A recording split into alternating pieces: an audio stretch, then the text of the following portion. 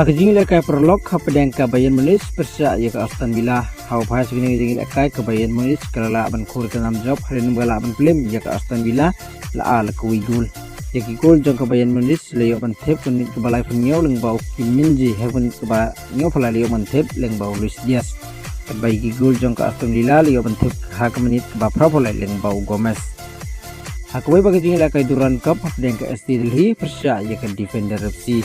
Hau phas kini jing lekai ke ST Delhi ke liga ban khur ka nam job harin mugala ban film sub ye ka Defender FC hadu nyalo not gol kan bahag ni jing lekai urang lekai ke ST Delhi ufil hu liga ban thep hadu sandali gol ling ba kini jing job ke ST Delhi de ka badan hakardan ka bahag li di hukum je khang pun jong grup si ka ba ka main 2 pun naki Arsenal Medan ba ka Defender FC naki Laisini Medan kelsa pelim borok laisin kam la ban kemai watang cipun kelhap balik paying no naga nika Duran Cup tang naga group stage.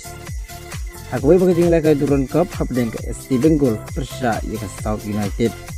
Hau phas kini jing lekai ke SC Bengal ke liga ban khur ka nam job harin magala ban film sub ya ka South United hadu standard goal.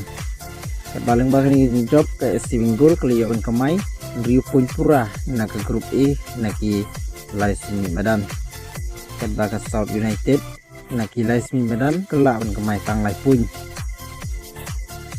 hibit ani lekai ke Shillong Rejong persa ya ke Mumbai FC haka Port Saudi kan bahkan North East United FC kan ke persa ya ke Karbi Anglong Morning Star haka Port Niaoji.